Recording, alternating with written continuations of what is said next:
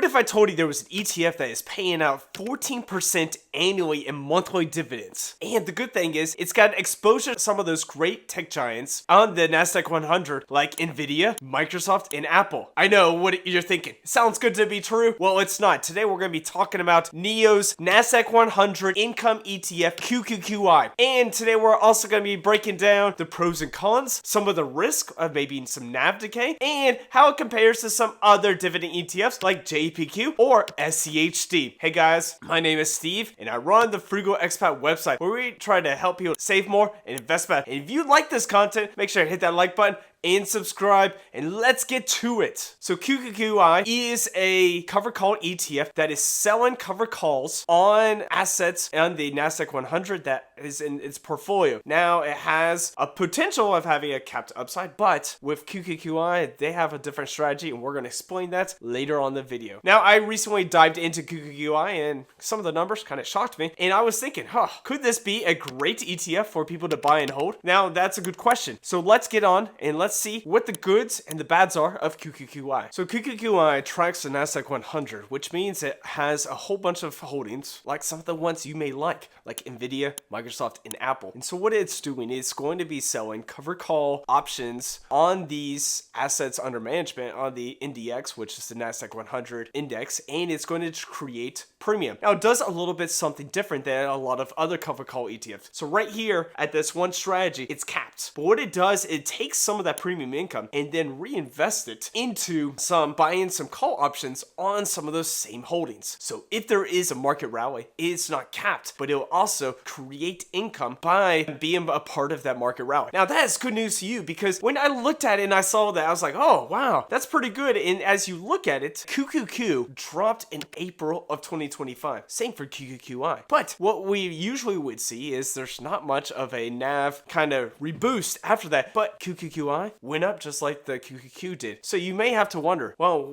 does this beat other ETFs like JEPQ? Well, I mean, as I look at it, yeah, I mean, QQQI right now on 1 year performance is beating QQQ. Now, year to date, QQQ is beating QQQI, but they're holding kind of within 2 or 3 basis points, which is great. So it's something you got to look at, and something that kind of intrigues me as I'm looking at this ETF. So let's go down and kind of look at the pros, the cons, and seeing how it compares to JEPQ and SCHD. So what we're going to do is we're going to take a look at some of the numbers, and some of these numbers are kind of shocking, and they keep moving every single day, which is amazing. Let's get down to those numbers. Now, here's some of those numbers that may interest you. First of all, it's got a yield of about 13.86% of the trailing 12 months. That means over the trailing 12 months, it's averaged about 13.86. Now, according to NEO's website, right now their distribution rate is about 14.65%. So they're trying to distribute about 14.65%. Their distribution rate right now is anywhere between 58 cents per share to about 64 cents per share. And that is great news for those that are looking for income. Yeah, so if you have 100 shares, you're going to be getting about $62 for every single month. So that's good news, and that's something that you should look into. Now, the other thing is, it's right now got about $3.07 billion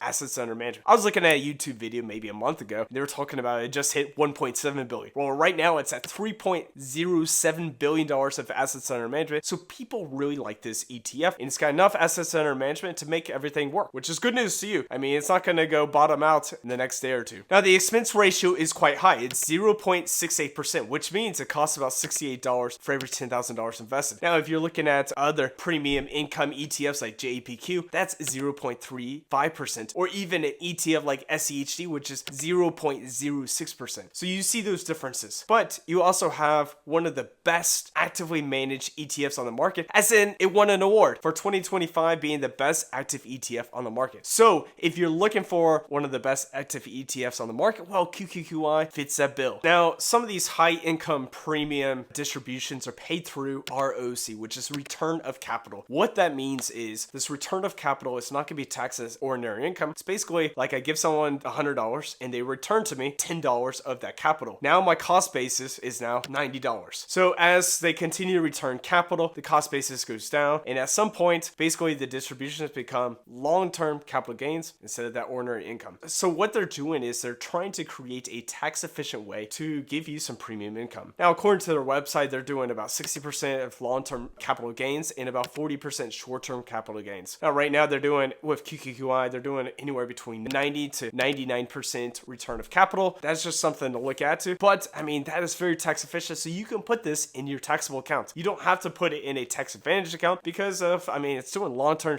capital gains, so that's good news for you. If you're in a lower income bracket, that could be anywhere between 0 to 15% of long-term capital gains tax. So that's not so bad. Now, if we take a look at some of the reality check of this, it's got a high expense ratio, 0.68%. There's a lot of volatility with this, so with high volatility could be ups and downs in the market. And if the tech market does crash, well, this ETF could crash as well. The yield isn't guaranteed, so that means just think about that as a past performance does not mean future performance is going to be the same. So those are some things that you need to look at too. I mean, if we're investing in QQQ, I mean, the obvious thing is it could drop and then it could go back up. We saw this in 2022. QQQ dropped about 33% and then it went up 54% in 2023. We could see that happen as well. In April, QQQ dropped, same for QQQI, but they both kind of went back up and rallied. And one of the greatest things about QQQI is that it's being on par with QQQ. It has done 30 to 31% since its inception, while QQQ, since the same time that QQQI was accepted, has done about 33%. Now, if you look at the S&P 500, the S&P 500 has done about 15 to 18% in that same time period. So, is QQQI a great performing ETF? Well, it is won an award for the best active ETF on the market. It is doing on par with QQQ, and it's doing better than some of the growth ETFs. Plus, you're just getting premium income of 14%. So that is great news for you guys. Now, the big elephant in the room is NAV decay. That is something that we have to look at because with these high yields, we may have to wonder, are we going to lose principal in the coming years? And if we sell, are we actually going to lose money instead of actually making money? Now, that's one of the big yield traps you may see in some of these great ETFs, like MSTY is like down like 20% this year alone, but it's offering 70% yield. So people are like, oh, let's jump into that. But they're also losing 20% in their NAV equity. So that may be something you may want to look into. So let's look at the NAV decay for QQQI. Now with QQQI, we have seen that it's actually doing much better than most of these ETFs, which is amazing news. I mean, like I said earlier today, it is up 30% since inception. Now it does have 14%, but as you can see, it continues to go up. Now with QQQ, it dropped in April, and so that means NAV decay should have kept QQQI down. JEPQ is still down 3.5% year to date, while QQQI in price appreciation is up. That is amazing news. So we have to think about a couple of things. Is NAV decay real on this? Well, right now, it has outperformed what we expected it to do. We expected the NAV decay to happen, but it hasn't happened. And it's actually preserving the money. And that's because of their unique strategy. So like I said, they were taking the premium income and reinvesting it into options so they can capture some of the upside of the market. And we have seen that. And so right now, QQQI is a strong buy on Seeking Alpha. So do I think it's a strong buy? Well, we shall see at the end of the video. Now, is QQQI a strong buy? Well, let's compare it to some of the best ETFs on the market. Now, if we compare QQQI to JEPQ, which is the JP Morgan version of a covered call ETF on the NASDAQ 100, we have two differences. QQQI costs about 0.68%.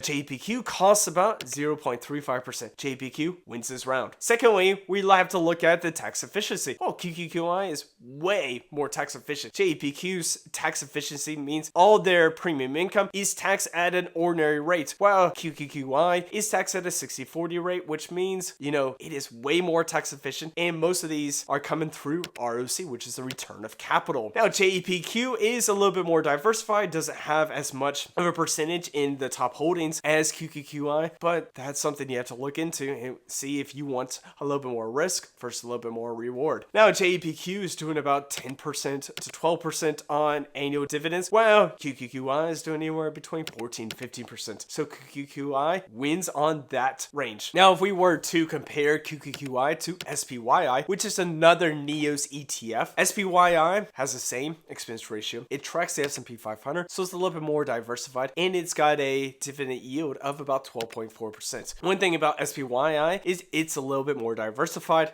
has a lower yield, but kind of the same metrics as QQQI. So if you're looking for a little bit more volatility and a little bit more yield, QQQI would be that one. If you're looking for a little bit more stability, SPYI is doing the same exact strategy as QQQI. So it's got a little bit more stable. It's got a little bit more diversification. So that's something you could be looking at. Now, who should invest in QQQI? Now, QQQI makes sense for those that are looking for some monthly income right now. Maybe you're a retiree or looking to create some passive income in the future. It could be for those that are got a stomach for some volatility because this is tracking the NASDAQ 100, so it's gonna have a little bit more volatility. Those that understand a covered call ETF strategy. Those that are looking for some good upside and like the fact that it doesn't have much of a capped upside like JEPQ, but it's got some upside with this and it tracks QQQ kind of on par. And for those that have a diversified portfolio and just looking for another ETF to kind of add a different piece as it would be to your portfolio. Now, QQQI may not be for those that are looking for long-term growth. QQQ would be a better ETF. Those that are looking for low fees. I mean, the fee is pretty high. Those that are looking for less volatility. Those that are not looking for income, but looking for more growth price appreciation. Those people that prefer more of a market diversification instead of kind of concentrated on tech and growth. And those that do not understand covered call strategies. Now, QQQI is quite new. It was formed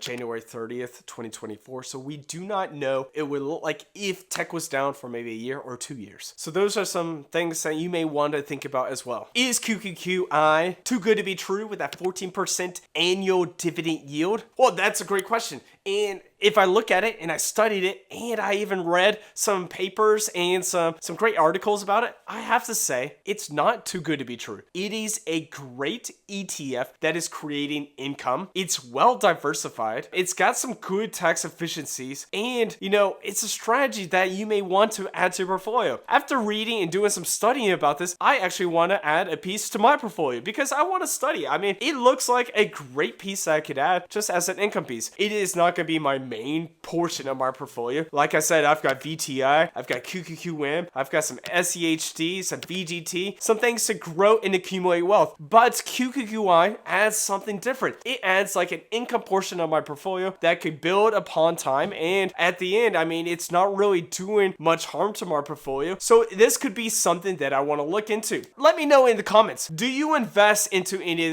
the NEOS ETFs? Is QQQI something that's a part of your portfolio? And I'll see you in our next video.